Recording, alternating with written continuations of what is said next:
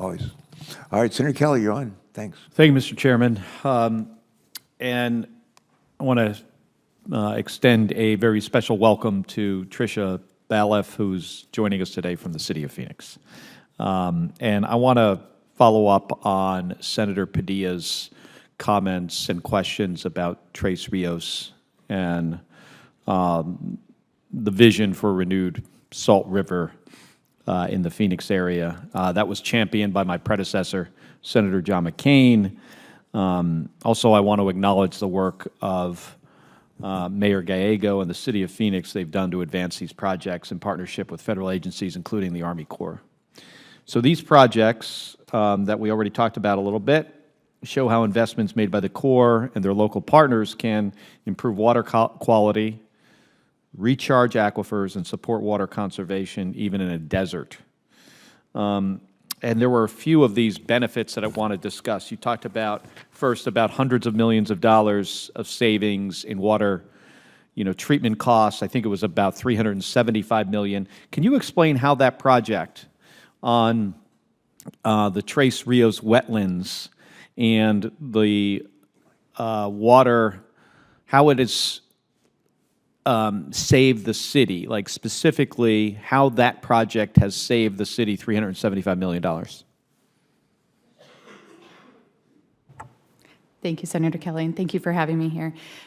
Yes, absolutely. So back in the late 1990s, I would say, there were new Clean Water Act requirements through the Environmental Protection Agency for discharges of wastewater into waters of the United States that were going to necessitate some significant infrastructure investments in our existing wastewater treatment plant. And we had been working with demonstration wetlands to see how they would effectively treat this kind of to these levels. It turns out it was really effective. And so in partnership with the Corps through Tres Rios, we created these full-scale, really significant hundreds of acres of wetlands that are actually functionally for treatment through passive removal of nitrogen, through soil processes, through plant processes, and also through the attenuation of chlorine levels as it moves slowly through these wetland ponds. The sunlight helps to dissipate the chlorine, helps us to meet our standards.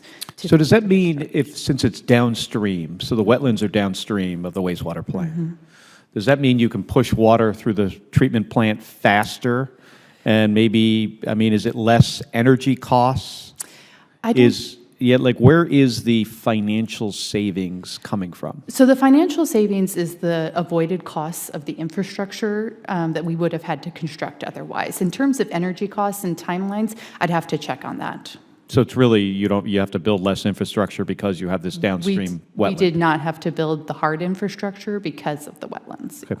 And another benefit I want to mention here is the recreational use of those wetlands, Tres Rios, fishing, hiking, and there's others, certainly, maybe even now with the amount of water that's there, kayaking. Can you explain how the next phase of Tres Rios will enhance the recreational benefits of this project, and what else will Phase 3C of the project include? Yes, thank you, Senator Kelly. I'm happy to. So right now, the maintenance paths are used as trails by folks who come visit, but there are no trailheads. It's not technically open to the public per se because there are no formal trailheads for them to enter through. So the number of people who can come at one time is pretty limited, and it is really only at one location. So in Phase 3C, part of the finishing phases of Tres Rios is to construct some trailheads along the Tres Rios so that really it opens access and a lot more people can come and enjoy, especially those from the neighboring communities.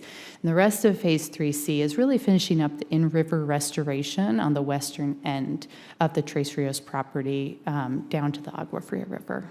And can you confirm that the reason the city and the Corps can't begin work on this next phase of the project is because there is not the authorization from Congress yet?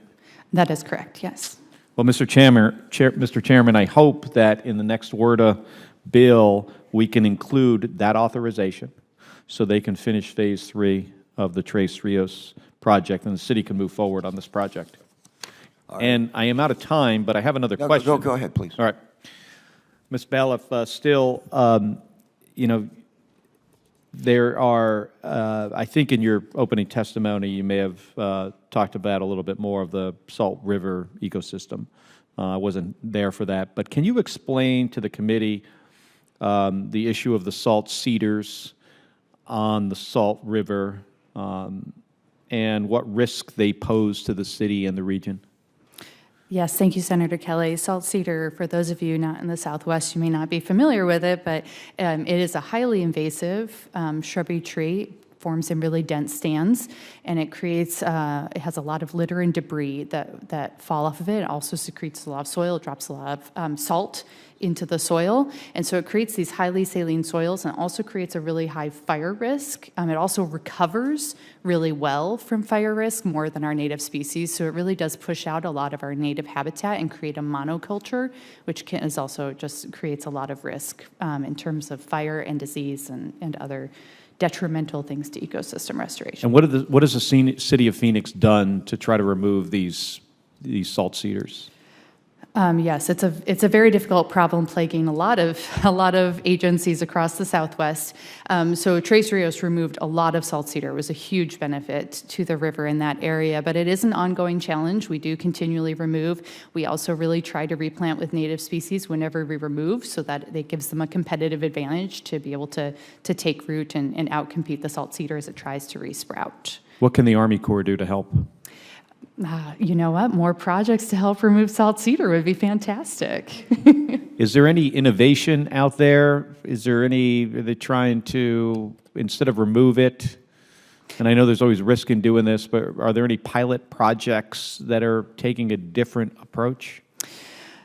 Senator Kelly, I'm not aware of any pilot projects. I think where we're at right now is trying to find the appropriate balance of managing salt cedar, increasing native habitat, but accepting that probably there's going to be some level of salt cedar in our Southwest systems, and how can we manage that and keep it to the minimum possible.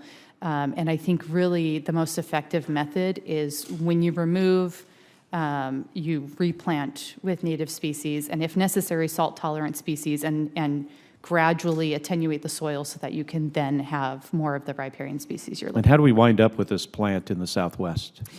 Yeah, it was many decades ago that it came in from Eurasia, is my understanding, that it was introduced for multiple reasons, flood control, and I believe even aesthetic reasons. It can be quite beautiful when it's flowering, unfortunately. And I believe that that's how it came in. And then, of course, it's highly competitive, so it kind of took off and spread on its own. Well, thank you. And Thank you. thank you, Mr. Chairman, for the extra time.